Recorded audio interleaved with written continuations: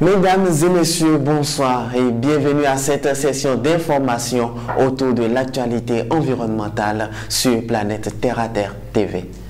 Ouvrons cette édition par la Convention des Nations Unies sur la lutte contre la désertification. À ce jour, cette convention est l'accord multilatéral sur l'environnement qui offre aux organisations de la société civile le plus de possibilités d'engagement en matière de gouvernance multilatérale de l'environnement. Voici les explications de Charles Balogun. Il est le président de l'ONG Afrique Espérance.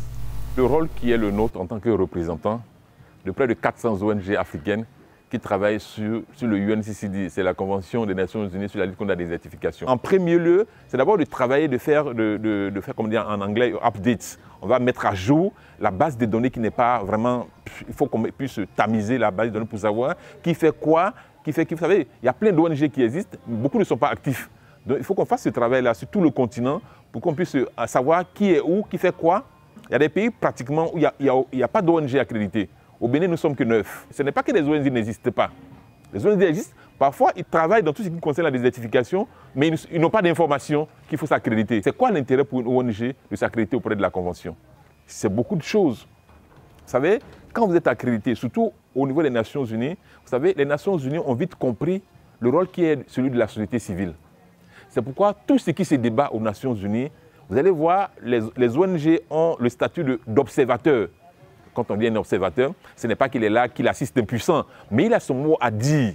Il a son mot à dire. C'est vrai qu'on ne prend pas toutefois à 100% tout ce qu'on dit, mais les gens veulent toujours nous entendre avant de valider les choses. Être accrédité auprès d'une convention, c'est déjà quelque chose pour moi. C'est un honneur d'être accrédité auprès d'une convention. Au-delà de celle-ci, vous bénéficiez de beaucoup de choses. C'est vrai que la Convention ne donne pas de l'argent directement, mais étant accrédité, cela vous donne un cachet auprès des différents bailleurs de fonds qui peut-être mettent au jour le jour les appels à projets sur le net un peu partout. Et nous sommes disponibles à les accompagner dans la structuration des dossiers et dans le suivi des dossiers pour qu'ils aient leur accréditation.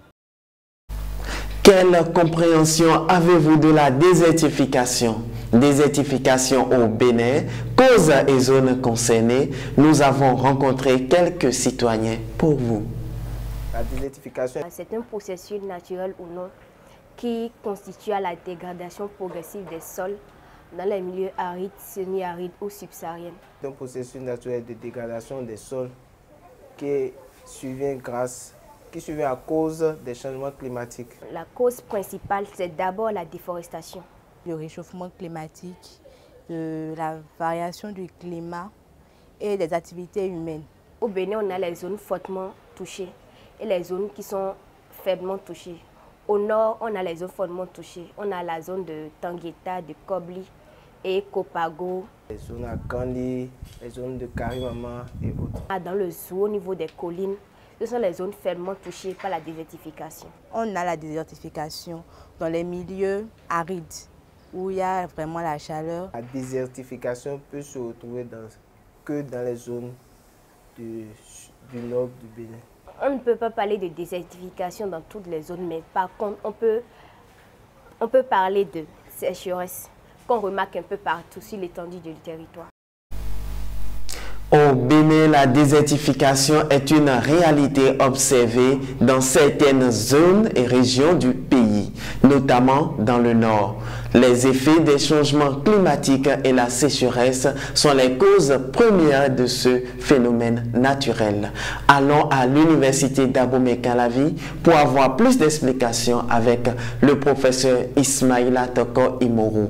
Il est le directeur adjoint de l'Institut Cadre de Vie de ce lieu de savoir. Pour parler plus simplement possible, la désertification, c'est un processus de dégradation des terres qui a pour origine les changements climatiques ou les activités anthropiques. Comme activité, nous avons l'agriculture, nous avons la déforestation, le déboisement, l'épandage des produits phytosanitaires, etc., etc.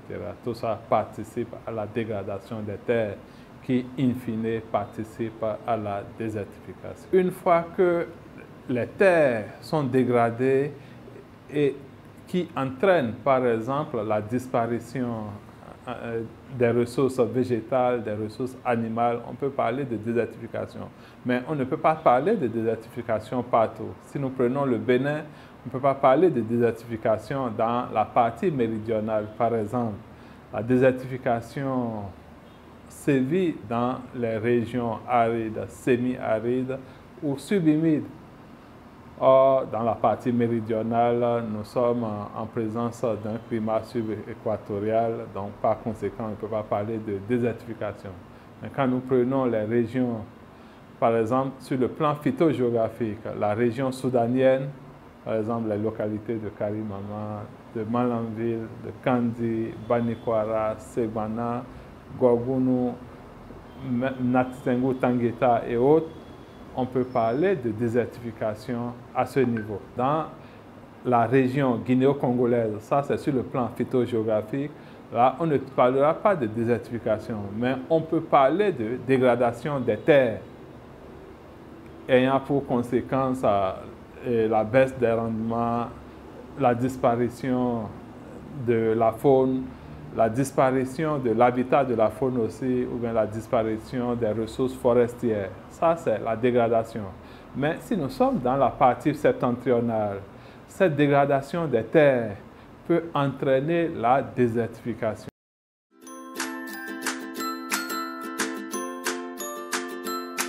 100% Terre vous fait découvrir les merveilles de la nature pour le bien-être de la peau et des cheveux. 100% Terre, c'est des beurres végétaux, des huiles végétales, des graines et des poudres. Passez votre commande en un clic.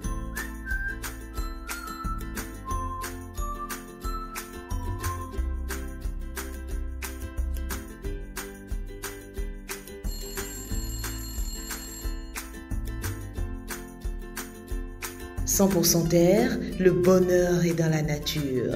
100% Terre, un produit de Terre à Terre Bénin. » Ils sont des hommes armés, mais d'un côté, les forestiers jouent un rôle central contre le changement climatique en absorbant les gaz à effet de serre et en renforçant la résilience des paysages à travers la régulation des flux, le maintien et l'enrichissement des sols pour l'agriculture. La protection des communautés côtières contre les événements climatiques extrêmes et l'élévation du niveau de la mer ou encore création de couloirs migratoires pour les espèces animales et végétales. Suivez ces éléments signés Inès Kwasi et Gildas d'Almeida. Le forestier, en fait, c'est celui-là qui s'occupe de soigner l'environnement. Ça veut dire que si l'environnement doit mieux se porter, le forestier est là pour constater s'il a des malaises, s'il y a des dégâts et autres, et qu'est-ce qu'il faut faire pour corriger ces malaises et ces dégâts. Et en tant que tel, le forestier part toujours de la production de plants. Il s'agit d'obtenir des jeunes plants à partir des semences, des graines donc. C'est des graines qui ont besoin d'être préparées d'abord ou d'être mouillées. On les mouille avant de les mettre dans le substrat qu'on appelle terreau ou bien dans le sable pour les faire prendre racine. On les entretient jusqu'à ce qu'ils aient un certain âge, l'âge auquel on pourra aller les planter. Vous savez, la dégradation de l'environnement, c'est comme des maladies pour l'environnement. Quand on coupe un arbre, quand on pollue l'eau, quand on pollue l'environnement, c'est des dégradations. Pour soigner ces maux, il faut planter, il faut reboiser. Et pour reboiser, il faut avoir de jeunes plants. Ce sont les végétaux qui protègent notre atmosphère et que nous abattons. Donc, forcément, il faut les remplacer. Mesdames et messieurs, c'est à travers cette note d'information enrichissante que nous mettons un thème à cette édition. Merci de votre aimable attention. Prenez l'habitude de nous suivre sur notre chaîne Terre à Terre Bénin, sur Facebook et sur YouTube et sur www.terre-à-terre-tv.bj, notre web TV. N'oubliez surtout pas de vous abonner, d'aimer et de partager nos vidéos. Contactez-nous également pour la couverture médiatique de toutes vos activités liées à l'environnement. Protégez l'environnement parce que l'environnement, c'est vous.